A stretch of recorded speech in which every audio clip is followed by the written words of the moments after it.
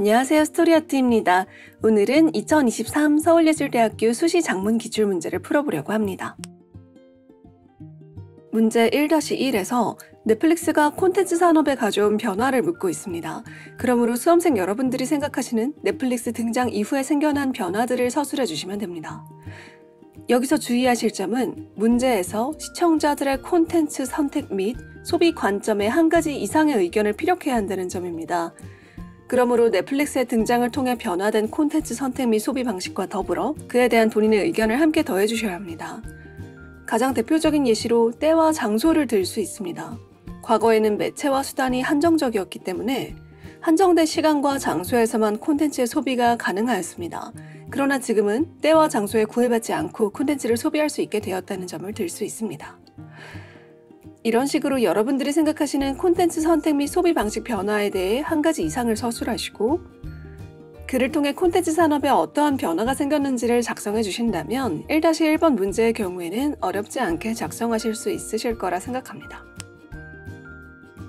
문제 1-2번에서는 위와 같은 기업의 등장으로 인해 예측되는 콘텐츠 산업계의 전망을 묻고 있습니다. 전망에 대한 글을 작성하실 때에는 반드시 전망에 대한 근거를 함께 서술해 주셔야 합니다. 그 근거를 찾는 가장 쉬운 방법으로는 앞서 1-1번에서 작성하셨던 답안에 초점을 맞추는 방법이 있습니다. 예를 들어 문제 1-1에서 영화관을 찾는 사람들이 줄었다는 변화를 작성하셨다면 이를 통한 전망으로서 앞으로의 영화관은 현재와는 다른 방식으로 이용될 것이기에 영화 산업은 현재와는 차별화된 운영 방식을 채택할 것이다 정도로 1-2를 작성하실 수 있습니다. 이런 식으로 전망을 작성하셨다면 해당 전망에 대한 구체화로서 다른 근거들을 함께 섞어 작성해 주시면 됩니다. 전망과 근거, 변화를 하나하나 맞춰 작성하신다면 문제 1번에서 요구하는 모든 바를 포함한 글을 작성하실 수 있을 겁니다. 문제 2번의 경우 넷플릭스 드라마 오징어 게임과 관련된 영문 기사를 발췌하여 제시하고 있습니다. 2-1번의 경우 단순 해석 문제이기에 문제 2-2부터 집중해 보겠습니다. 문제 2-2번에서 IPR의 정의를 묻고 있습니다.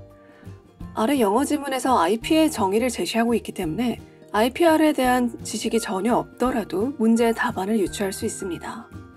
IP 또한 아래 지문의 해석만 가능하다면 어렵지 않게 작성하실 수 있을 겁니다. 제시된 지문에서 IP는 지식, 정보, 기술, 생각이나 느낌에 대한 표현, 사업이나 상품에 대한 표시, 다양한 생물이나 유전적 자원들, 그리고 창의적인 경험에 의해 생성되거나 발견된 기타 무형 자산을 의미한다 라고 나와 있습니다. 그렇기 때문에 IPR의 경우에는 앞서 해석한 IP를 지킬 수 있는 권리 정도로 정의할 수 있습니다.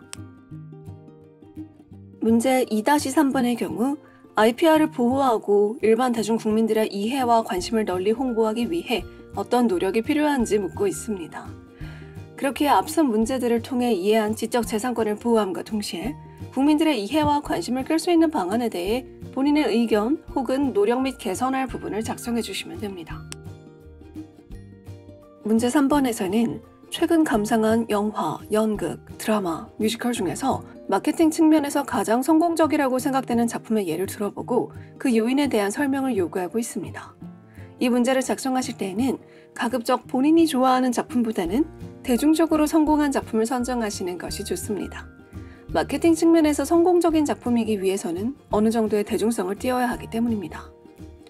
대중성을 띈 작품을 선택하셨다면 해당 작품은 어떠한 식으로 마케팅을 진행하였으며 해당 마케팅을 통해 어떠한 성과를 얻었는지를 작성해 주시면 됩니다. 또한 가능하시다면 해당 작품에 대한 분석을 조금 가미하여 작품이 해당 마케팅과 어떠한 연관이 있으며 왜 그 마케팅 방식을 선정하였는지까지 함께 작성해 주신다면 보다 완성도 있는 답변이 될 것이라 생각합니다. 오늘은 서울예술대학교의 2023년 수시 작문 기출 분석을 해봤는데요. 문제들이 서로 어느 정도의 연관성을 띠고 있어서 중간에 모르는 문제가 나오거나 당황하신다면 이후의 문제들도 풀어내기 어려울 수 있었다고 생각됩니다. 복잡한 문제라고 해서 당황하지 마시고 한 단계 한 단계 천천히 작성해 나가시는 연습을 하신다면 분명 좋은 결과가 있을 거라 생각합니다. 지금까지 스토리아트였습니다. 오늘도 시청해주셔서 감사합니다.